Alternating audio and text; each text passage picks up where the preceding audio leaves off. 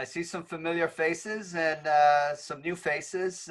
Thank you, Kimberly, for inviting me to this forum. I got to see Kakanza do her presentation to you all, and thanks for putting me right behind a hard act to follow. But I'm looking forward to sharing what I know about cultural proficiency. I'd also like to take a quick moment. Um, our nation is going through some serious challenges right now. Uh, Kimberly talked about George Floyd. I'm going to talk about Christian Cooper. If you remember him, he was the guy that was in the park, and the lady called the cops on him. And so I really feel like we just need to take a couple moments to sit and reflect about the challenges that our nation is facing. And I think it really does set a good context for what we're going to talk about tonight. So a few moments.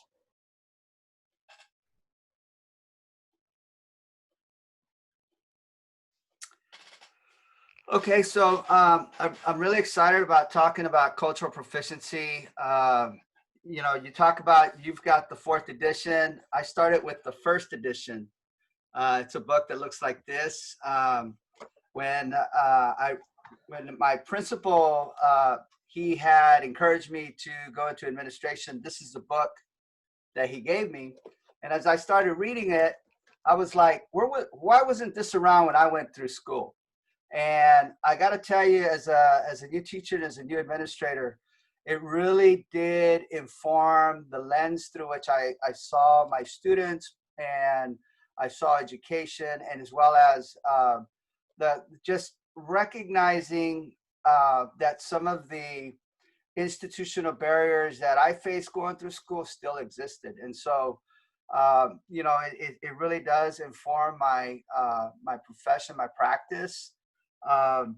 And I'll get to a little bit more in detail on how it does that.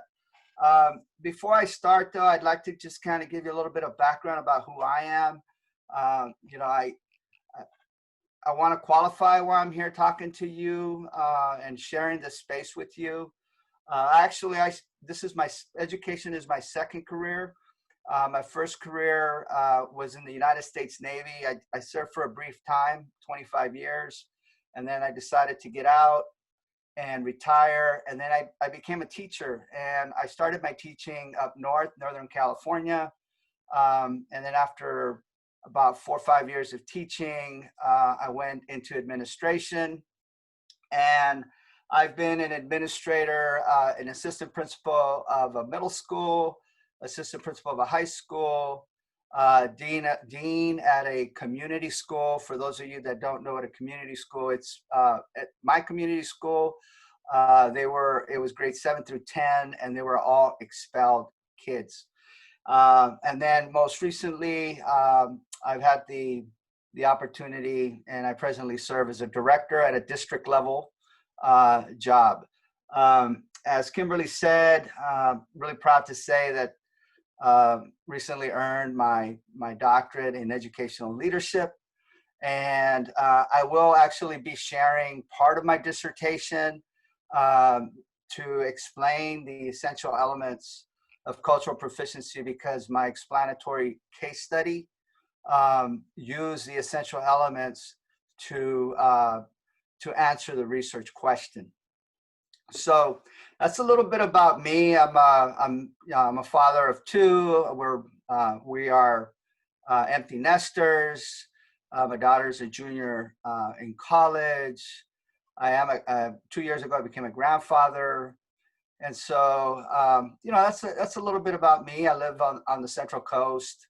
Somebody was talking about how hot it is in San Francisco. We kind of have the same joke living in Santa Maria. I tell my family down in Calexico and El Centro that we're going through a heat wave while they're having 110-degree weather down there, but it's much cooler here. So what I'd like to do is just go ahead and jump into the slide presentation I have prepared for you. If I start going a little fast, just wave or tell me to slow down.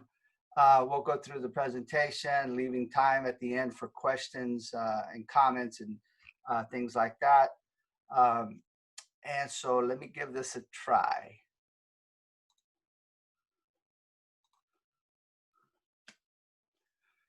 I hope you can all see the lead slide that says institutionalizing equity and access. Are you able to see that? Thumbs up, thank you. Okay, you know, you hear a lot of conversation and discussion about equity. And my experience has been is that it's one thing to know what equity is, but then it's another thing to put it into practice.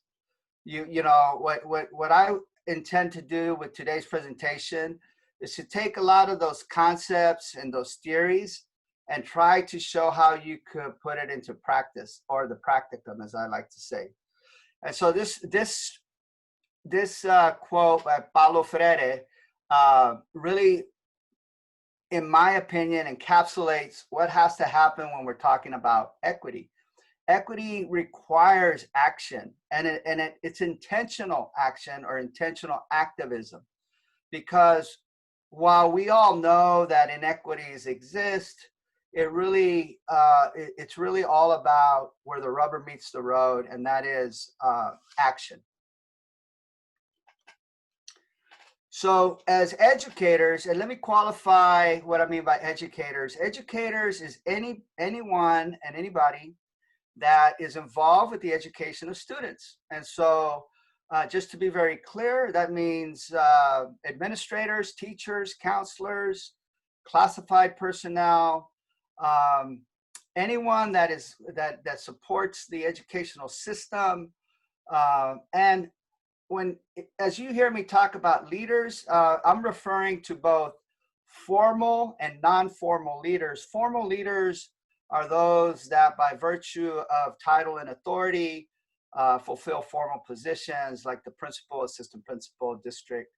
And then non-formal leaders are those that don't necessarily have a title, but they are not leaders nonetheless. And that means that they can be parent leaders, community leaders, student leaders. So anybody that contributes to leading the implementation of equity and access.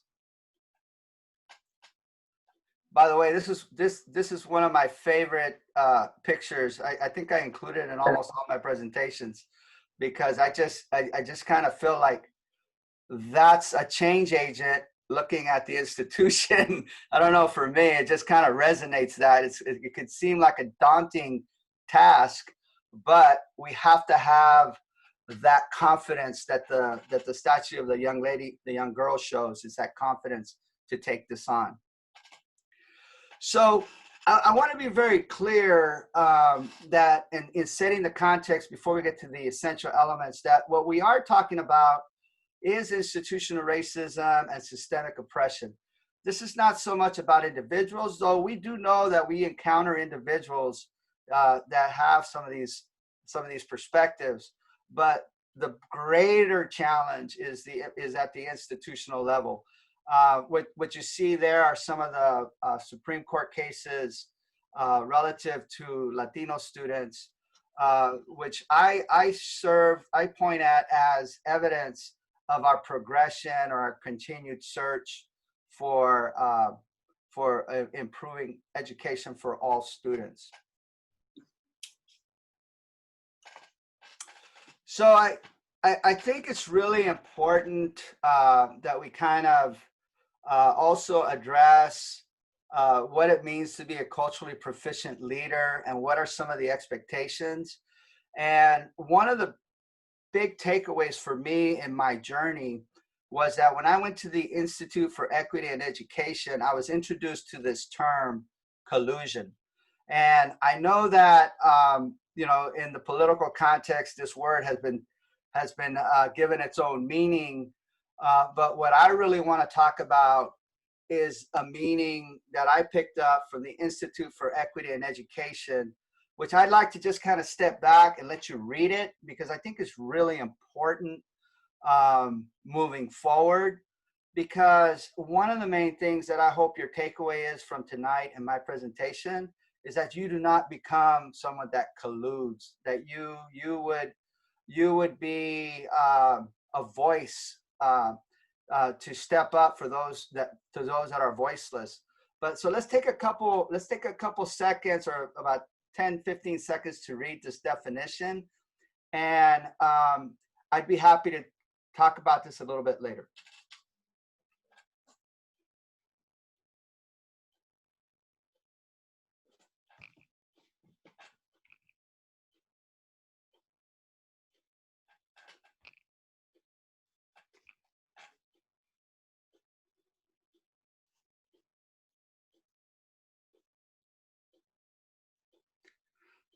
So I think the reason I like this definition, and I'm going to be, very straightforward and honest, is that I think I've done some of these things that it tells us not to do. For one, you know, whether it be a comment I heard, a policy I recognize, a practice I recognize where I didn't speak up for, and it could be for many of these reasons.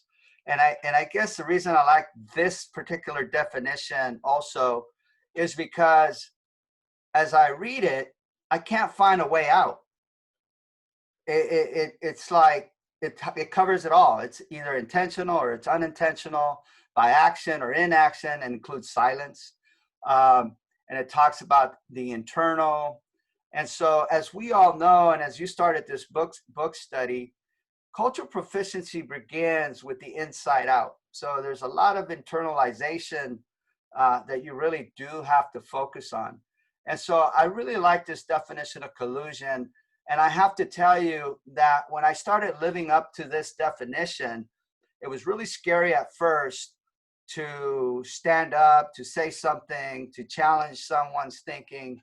But once I've started doing that, I got to tell you, it's very liberating. It's very liberating because then you tend to get a reputation, if you will, of somebody that's not just going to allow the perpetuation of negative perspectives. Is everybody still with me? I hope. Thumbs up. Okay, great. The other thing that's really important, and it's been important in my journey, is recognizing the difference between equality and equity. So when there's this concept, or there's this idea that equality means it's all equal, but the fact of the matter is that it's not all equal, because not everybody starts from the same start point. And it also recognizes that there is privilege and entitlement, and to just say we're just going to approach this from an equal perspective is going to continue to maintain some of the gaps that exist. And this is going to be really important, I would say, as everybody has heard, because of the pandemic, education is looking at some funding issues. And so my experience has been that sometimes decision makers will say, oh, well, let's just take a cut 10% across the board. Well, if you're doing that, that's really not equitable. That really is not fair, because some programs require more funding than others. So the whole concept about equity is that if you are really, if you've really taken on the equity perspective, recognize that it's about counteracting systemic oppression. And so what happens when you counteract something? Well, it's an action, for one, and then you have to be ready for the response. And so that's why cultural proficiency concepts and the tools are really important. And so it's really the way that you can respond to systemic oppression or systemic racism.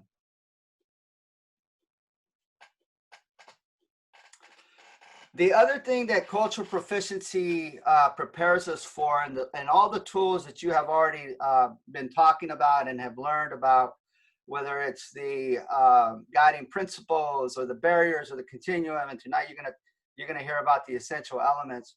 What all those tools and the concepts do is they challenge some of these knowledge frameworks that exist amongst our colleagues, throughout our society, within some of our parents and communities. And if you notice, they tend to be very, how can I put, hypersensitive or touchy, or they're areas that you really do have to be equipped and ready to respond to. This, for me, when I say challenge knowledge frameworks, I have to admit that some of these were my own knowledge frameworks that I had to relearn.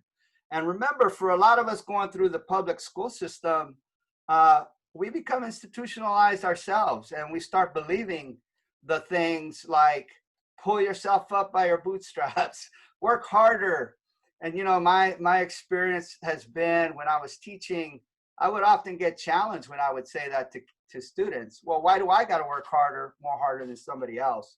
And so it started my reflection and digging deeper as to having the right perspective and challenging my own knowledge frameworks. And oh, by the way, the one thing I do like, there's a couple of things that I do like to point out here, is you've heard data driven. Well, Dr. Andrade Duncan, or maybe I got it backwards. I always get Jeff's names backwards, but he says it should be driven by the right data. And so that's the equity lens way of looking at data. And then finally, I'm going to introduce you all to the difference between transformational and transformative. And I'll touch on that a little bit, because that was a big part of my study as well. All right, so we're coming up on the book that you're reading. It's about equity and access for all students. This is a manual for school leaders. When I've done some professional development for other districts, this is a book we use. And I have to tell you, it really is a great resource, as many of you probably know. And then you look in the back of the book, and there's some activities and other tools that you can use. And just to recap, I know that you're all very familiar with this, but for the people that may not, these are the 4 tools of cultural proficiencies and its conceptual framework. And it starts with the guiding principles, which provide that moral framework for self and organizational introspection, or it's our belief system, if you will. And then the second tool are the barriers to cultural proficiency, and that's the resistance to change, being unaware of the need to adapt, acknowledging recognizing that some people won't acknowledge systemic oppression, and then privilege and entitlement. And I want to point out, if you look right in between, right in the middle there, it says ethical tension, and that's where the tension is created that we need to know how to lead ourselves out of. And the way we do that is to overcome the barriers by being able to place that ethical tension somewhere on the cultural proficiency continuum. If you notice, on the left side are unhealthy practices, on the right side are healthy practices, and that pretty much falls in line with the barriers and the guiding principles. So the left is, we want to move from left to right when we're working through the continuum. By the way, I need to point out that as we travel along the continuum, it's not linear. It's not like you get to the very end and you're done. I mean, something else that can happen, and then next thing you know, you're going to find yourself or your organization back on the left side. So something really important to recognize. And then, of course, once you've established this understanding with these 3 tools, then you should be ready to implement the 5 essential elements of cultural competence. And it's really important to understand, and it took me a little while, but the essential elements are initiated at cultural competence and extended into cultural proficiency. Now, it doesn't mean that you can't be developing your sense of assessing culture, valuing diversity, and all that. But when we get to the essential elements, which is why I'm here talking to you tonight, we're talking about the standards for educator values that one would expect or are exhibited in our behavior and for organizational policies that inform school and district practices. So they're the ones that guide you in being intentional. And it's really important to recognize being intentional means both individually and organizationally. So these are the 5 essential elements. Now we're getting into the meat and potatoes of our book study tonight. So what I hope to share with you is the practical application of the essential elements. Because again, understanding the concepts, understanding the tools is one thing, but what we really want to do is we really want to implement what we've learned and the essential elements. And so it's both about personal growth and commitment to equity. Let me just say this. That's a non-negotiable for me. It has to be a commitment to equity. You can't at one time say you're about equity and then at other times retreat. Let me just let that sink in, because sometimes we feel we can compromise, but really we can't compromise. It's either about equity or it's not. And then we encourage people to do informal reviews, create a district equity plan, develop teams, leadership teams, and then you have the California dashboard, LCAP goals, and by putting these concepts and tools to practice, then we can look at the acknowledgement gap, the achievement gap, the opportunity gap, and the equity gap. A little bit about the acknowledgement gap. I always like to bring that in because, believe it or not, there's still some people that don't acknowledge the reality of what exists. And so, it's really important to acknowledge that there's a gap. And so you start by making people understand and recognize that these gaps do exist, and then you can start the work. And so that will then lead you to be able to look at the achievement gap, the opportunity gap, and the equity gap. And then phase 3, and again, these phases are phases that I see in the evolution and the institutionalization of cultural proficiency at the organizational level. Just want to clear that up. Means you have to be a transformative leader. You have to know how to create praxis. If you remember, praxis is intentional activism, right? One must emerge from it and turn upon it. If you remember at the very beginning, reflection and action upon the world in order to transform it. So what we as educators and as leaders need to be ready to do is to challenge ideologies that are not consistent with our ideas of equity. And what I like to tell people is the best example of practical application is really simple. If each and every one of us leans into challenging these perspectives, there's your evidence. Bam. And so we don't need state, county, or district initiatives to do that. I mean, that's as practical as it gets. And then, of course, we want to try to get to that long-term sustainability to start dismantling individual and institutional barriers. And I have to tell you, I have a lot of examples of what some of those institutional barriers were at the sites in the districts that I've worked at. They exist. All you got to do is look around. A good place to start is look at your dress code policy. That's normally a good place to start.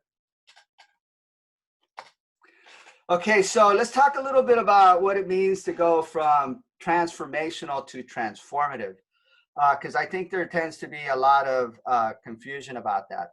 The model that you see here is one that I really believe fits hand in glove with cultural proficiency, for one. But it also, I think, really visually gives you the concept. And so when we think about transformational, we're talking about reforming or improving. But what we're reforming and improving is the status quo.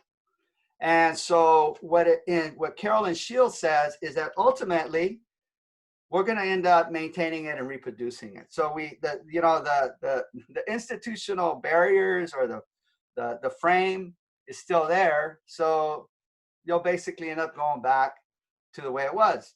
And as it says there, transformational leaders make schools as they are better.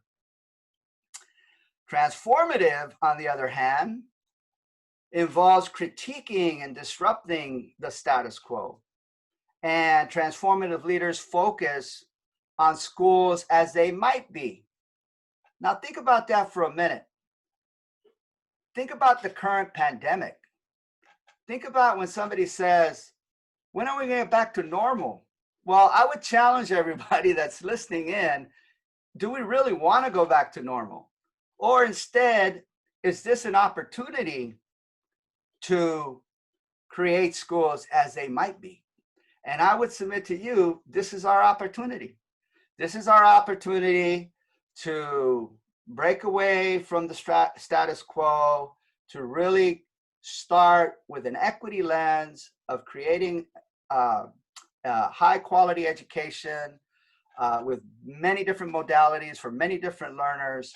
And, nothing is sacred. Not the traditional school calendar, not the traditional grading policies. I really think we ought to challenge. This is a time to challenge the system.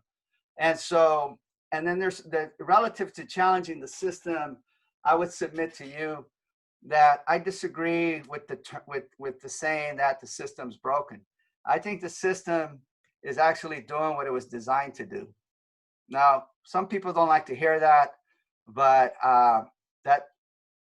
it really wasn't meant to serve all kids. And I'll tell you why, a simple reason, because the demographic is different. Demographic is completely different. In California, the minority is now the majority. So, it's a whole different student demographic. By the way, you heard it here first, if you haven't heard it before, about transformative. And so I'm bringing us all ahead of the power curve. So what's the path to transformative change? Well, I think it has to do with leadership, cultural proficiency, and praxis. And I really believe that because how long have we had leadership? We've had leadership a long time, but the gaps still persist. And so do we have the right kind of leadership? Do we have the right frameworks embedded in our leaders? And I think cultural proficiency definitely needs to be one of those knowledge frameworks that's embedded in every leader for the purpose of creating praxis. Praxis is the action that will change the system. Once we're able to change the system, then I believe we can finally close achievement, opportunity, and equity gaps. Thumbs up. Is everybody still with me? I know I'm going a little fast, and I'd be happy to share some of this afterwards if anybody's interested. So now I'm gonna talk to you about practical application of the essential elements. And this is my dissertation. Very proud of it. Basically, it was a 5-year study between 2012 and 2017 when we implemented cultural proficiency at a high school in California. And here's my abstract. It kind of gives you an idea of what the study encompassed. But really what I wanted to know was, how did the implementation of cultural proficiency affect the leadership of key educational leaders? How was that what was responsible for creating praxis that changed the organizational culture from school-centric to community-centric towards improving student achievement? And this is important because, as I know, students in California, students of color have become the majority student demographic. So what we need are schools with leaders capable of addressing individual, organizational, and institutional barriers. There's a lot of accountability out there, folks. Accountability is not going to go away. And so I would submit to you that that's why this work is important: equity, access, and inclusion. So this was my research question. So how did the implementation of cultural proficiency inform and influence the leadership perspectives of key educational leaders at a California public high school? And mind you, key educational leaders are both formal and non-formal leaders. So here's a table that I used in reporting out my results. And if you look, you can see that at the top, it briefly tells you what assessed culture is. You claim your differences. It shows a continuum. So the first square, if you will, is the left side, and the right square is the right side of the continuum. The leadership behavior is addressed beneath it. And so that you can kind of see it in a comparison way. What does that leadership behavior look like when it's on the left side, and what does it look like when it's on the right side? And I'll let you read the findings. And as you're reading the findings, I'm just going to read one comment from the left side and one comment from the right side. Now, the comments I'm going to share with you come from either district administrator, site administrator, teacher, counselor, parent, or community member. So they come from all the stakeholders, but I'm going to just read one of each. Okay, so on the left side of the continuum, this is from a district administrator. He states, the culture was very much a culture of the preeminence of the teaching staff, a culture of resistance to change. The staff was unwilling to look at change or progress through the lens of their own students. So that's the left side. That's an unhealthy perspective, if you will. Now here's a comment on the right side. So it became clear to me, and this is from a teacher, so it became clear to me that my admin team was trying to move us in the direction where we were going to have equity and access for our students. It was amazing. So she noticed we're starting to focus on our practices, not them. Here's the second essential element, which is valuing diversity. There again at the top, it explains or compares the leadership behaviors. And a comment, I'm sorry, go ahead. Did somebody have a question?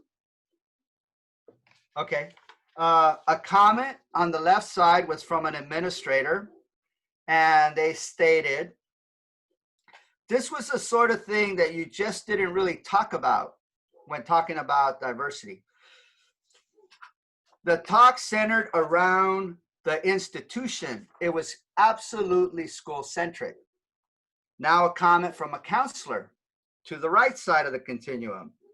The discussion was all about culture, acceptance, and people. I talked to parents that were in the movement.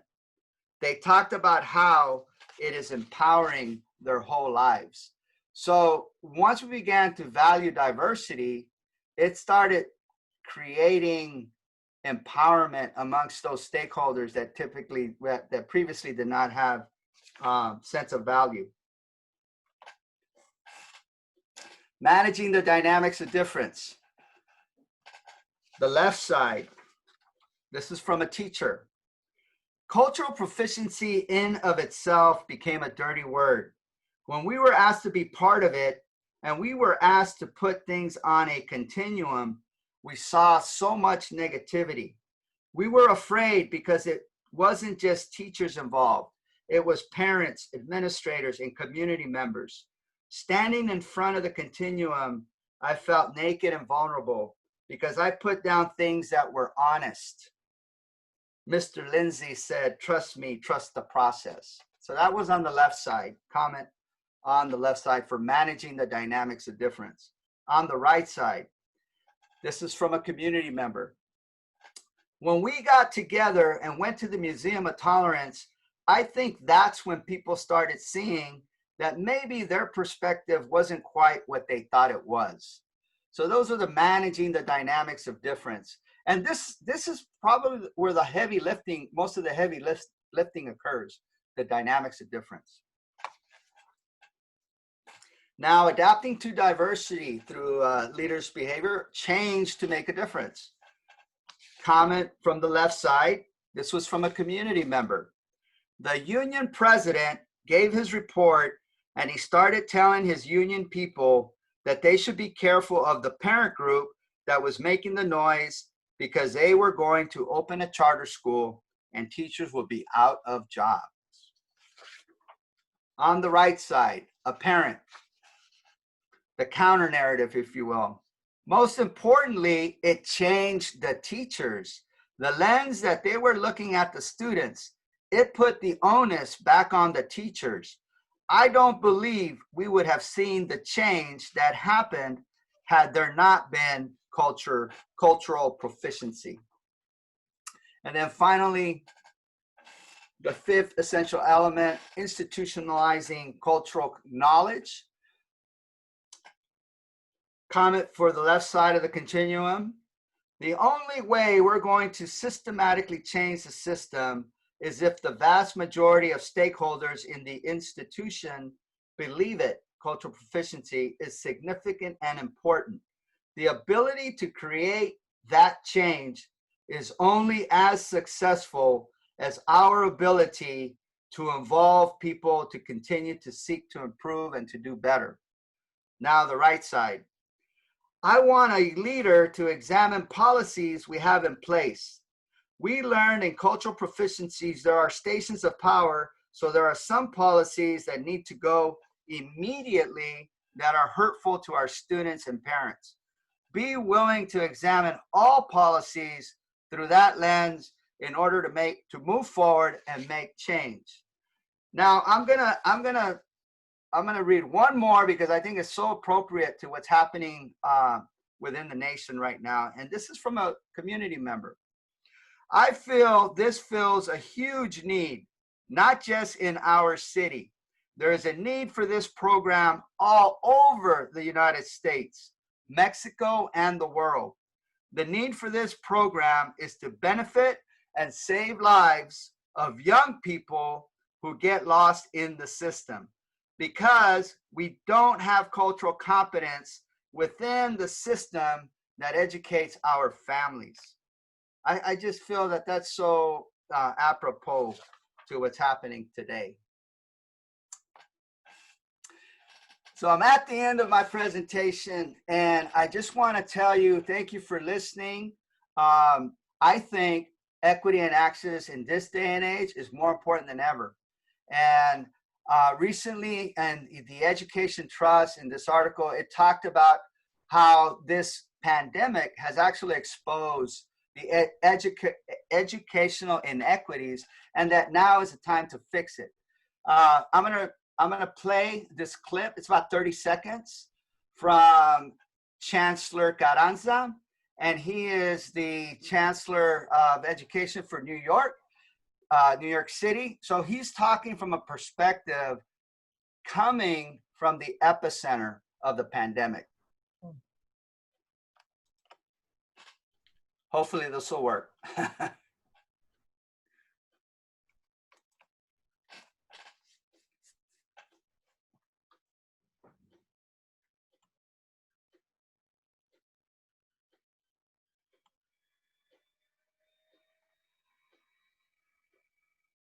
Now you're going to see the picture, but all you're going to do is hear the voice. So don't expect to see him talking. You're just going to hear the voice. I am not allowing anybody to say in New York City, we're the epicenter of the epicenter. And I'm not allowing anybody to say, well, we go back to the normal. Because the normal was never good enough for all of our kids. And I think all of us were fighting against the normal because the normal meant that some were privileged, some were not. So never waste a good crisis to transform a system. So we see this as an opportunity to finally push and move and be very strategic in a very aggressive way. What we know is the equity agenda for our kids.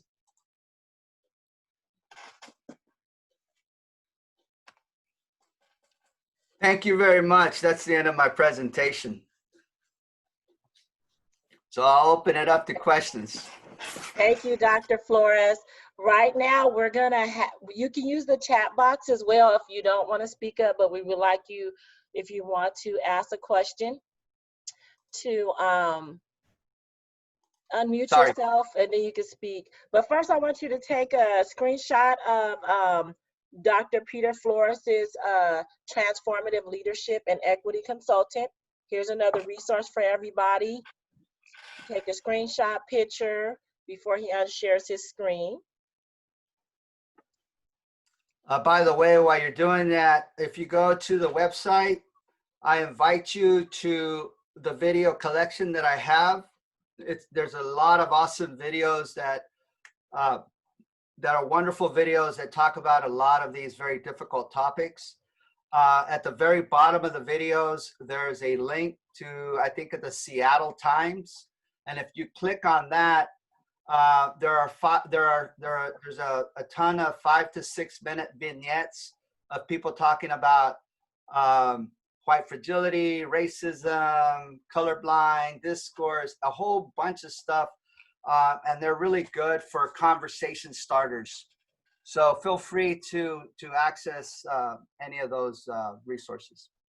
Thank you for sharing that. So I think everyone got the screenshot. And I want to just share before we start sharing out, if you turn to page, it's in the front of your book of the 4th edition, the forward to the 3rd edition. So it's in the front of the book. There is a paragraph at the beginning of the paragraph when it talks about, I recall Professor Therason's response. Do you guys see that? As if it were yesterday. Would it be easier to simply state that we want our students to leave our schools wanting to know more about themselves, others, and the world? I share that because that's what captured my heart when I started reading Cultural Proficiency. And today on Facebook, you know, there's so many quotes about George Floyd, and we dedicate this live to him and his family and others. When we talk about race and equity, I don't know if you've heard of Carlos Rodriguez, but there's a quote, I see no color is not the goal. I see your color and I honor you. I value your input. I will be educated about your lived experiences. I will work against the racism that harms you. You are beautiful. Tell me how to do better. That's the goal. I've never met this person, but I've seen this quote, and I will start to follow Carlos Rodriguez, because that is what's near and dear to my heart. And without knowing the words in my younger years, I've always wanted to know about others, learn about others. And it does make a difference in how we treat one another. So today, as we're learning, I just feel, even though I'm heavy-hearted, I feel more charged to do this work and to continue to talk about culture, because we are teaching the future leaders of tomorrow, the future officers, the future judges, you know, all the investigators, the people who are in the trenches and the people who are hurting people. I want to educate them both, because that is the only way we're going to get through this madness. I'm going to open it up for questions now. Again, you can put in the chat or you can unmute yourself and ask questions to Dr. Peter Flores. He's ready. Yeah, I wanted to ask, within the last 10 to 15 years, have we made progress as far as equity and how our educators are interacting with our children? That's a good question. I would submit to you that the answer varies depending on who you ask. So let me qualify why I say that. I'm not trying to skirt around the answer. When I went to the cultural proficiency convocation this last summer, or maybe 2 summers ago, Dr. Terrence Roberts, one of the Arkansas Little Rock 9 students, if you remember, he was one of the students that was escorted into the school. He kind of shocked us because he said that not a whole lot has changed. And so, you know, I really think it's a matter of perspective, and it's a matter of your own personal experience. I can tell you that where I was at and where I introduced it, it has changed. But just because it's changed, it doesn't mean it's gotten to where it needs to get. And so I would submit to you that in some ways, because of the current climate, it's become more difficult. But in other ways, we're spending a whole lot of time talking about stuff that we didn't used to talk about before. Mm-hmm. And so, you know, it's kind of like that perspective of, is the glass half full or is the glass half empty? So I would, you know, and I'd say, and as another indication we're moving in the right direction, though I don't know how it's going to affect after this pandemic, but is the funding formula for LCAP. You know, I think the intention was the right intention to try to get resources to the kids that need it. But then again, is it, are people walking the talk, or is it all window dressing? Mm. You know, so yes and no. You know, I would say change has happened, but I'd like to see change again, but transformative change. Right. Thank you. Go ahead. This is Ken. Do you hear me? Hello. Yes, I hear you, Dr. Magdaleno. Ken will do. All right. Hey, you know, it's been 60 years since civil rights period. And some of us more elderly folks remember those. You're much too young to remember those.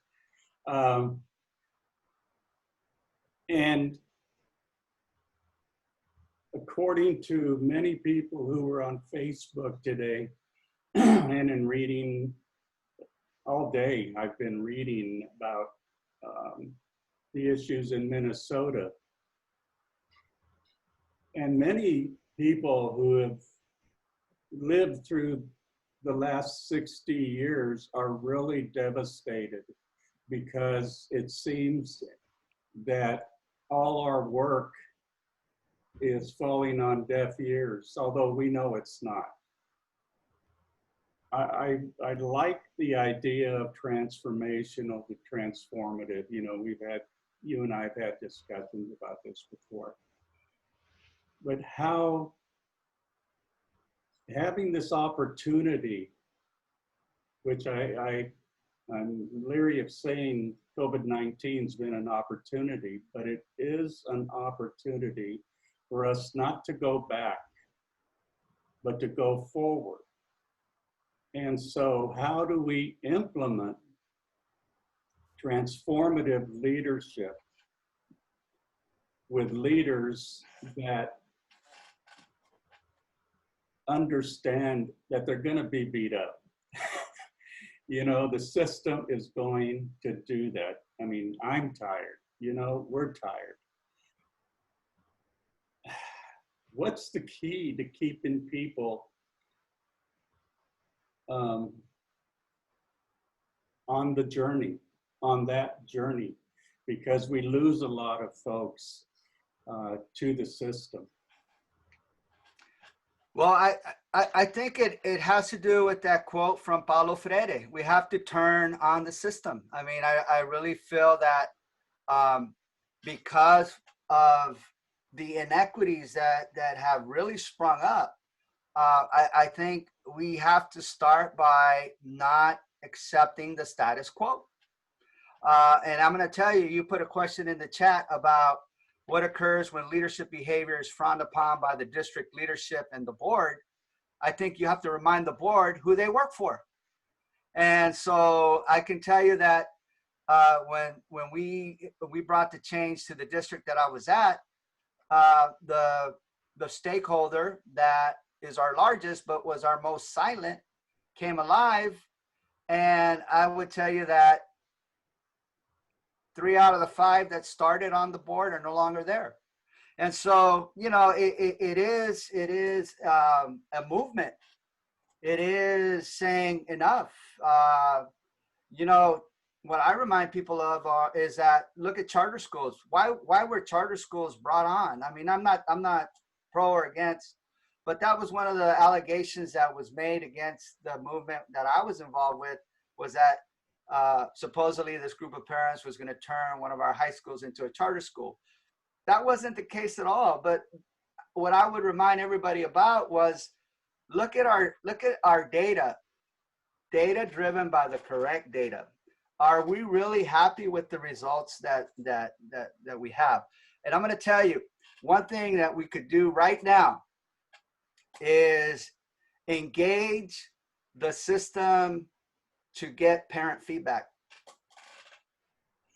You wanna put a pause and going back to the OA? Ask parents. Then my suggestion is that it's a system that we're fighting. It's not any district in particular. It's an entire system, and you know, I sometimes feel like Don Quixote, you know, up there fighting with windmills. The difficulty of not having power. How do you accumulate power in order to be able to make those changes? And I would venture to say that it's everything that you've talked about, but at the end of the day, it's about power. And I have spoken at African American conferences and got after them, and got after at Latino conferences, because we fight each other and we settle for the crumbs. And we have to come together as one voice. And our allies, the white allies, women are great allies in my experience with doing the work. And by the way, before I forget and before I give Peter a chance to go on, I want to share with you, you'll be the first to know. The announcement's being sent out tomorrow or tonight if I want. Peter is now the director of the Division of Equity for the Center for Leadership, Equity, and Research. He's and so it's the cultural proficiency and equity. So I'm really excited about that, and I'm going to sit back and let him do all the work. Well, at what university or college? Oh, no, that's a Center for Leadership, Equity, and Research, is a nonprofit. That's Is that with? Is it right there on Ashland with? God, no. CAMFA, it's the cohort that you're a part of. Oh, so he's part of CLEAR. Yes, he's on the board. Oh, very nice. Thank you. That is great news. Yeah. Thank you. I'm joining. I'm running for your board seat. How do I get on the board? Come get it. We actually are going to have 2 openings. All right. Come join us, Kimberly. Come join us. Come on down, I'll Kimberly. join you. Before it gets too late and I forget and I get all excited because of that announcement, I do want to do a couple honorable mentions, and I hope it's who I think they are. I see Jessica Guardado and I see Daisy, and I think if it's the right Daisy, they're former students of mine when I was teaching in Salinas. Is that both of you, Jessica, Daisy? Hey, Daisy! Nice to see. Take your mute off. Say hello to everybody. Sorry, I thought it was off already. It is me. Hi, everyone. Awesome. Hello. I'm Daisy. There's Jessica. They were my students at a high school in Salinas, and they both went off to do great things. They've completed their college degrees, and Jessica is a nurse. So talk about a career. Hats off. And Daisy went to Maritime, right? Maritime, Daisy? For the Maritime Academy, yes. And what are you doing now? I do labor relations for the Port of Oakland. So I work with the longshoremen here in Oakland. All right, welcome. So I you know, when I saw their names pop up, I got nervous. Nothing against everybody else, but when I saw them pop up, I was like, oh boy. That was Sorry. great. That was a great presentation. Do I And get it? we're very proud of you. Thank Yes, you. very proud. Thank you, Jessica. It's an honor to see your, evolution as an educator, and really proud of all of your accomplishments. Hey, if it wasn't for the fact that Master Chiefs don't cry, I'd already be in tears. All right. Thank you for those kind words. I'm sorry, I didn't mean to take us offline, Kimberly, but You know what? That's what this is about. Believe it or not, what you're exhibiting right now is how we learn about each other and from one another, and how you continue to mentor your village to become, you have a nurse, an essential worker, working with the longshoremen. How are we getting to know and develop our future tomorrow to be positive citizens, positive people, loving one another? So I'm not gonna get on my soapbox, but I thank you for that. I thank you for the authenticity of what this is about. So we hope you guys join us again next Thursday. We only have 2 Thursdays left. Next week is a call to action. It is 6:30. Our time is up, but we stay on a little bit longer. You have another nurse on the line in the Bay Area, Jessica, Nurse Kathy up there. Oh, hi. And so I just thank everybody. Remember to look into these resources that we've shared. You know how to reach Dr. Peter Flores. You know how to reach me. I'll share on the screen if you could share it for me. My information, you have my Facebook here. And so basically that's it. We're gonna end it out. Remember, let's talk culture. Let's talk about it and share with someone else to come back and watch the live if they didn't watch it, okay? Any last words, Dr. Flores? love one another, stand together, and there's always hope. Do not let anyone extinguish our hope. Right. Thank you, Pete. Peace. Thank you. Thank you, Bye, everyone. Daisy. Bye, Jessica. Bye, everybody. Bye. Thank you. All right.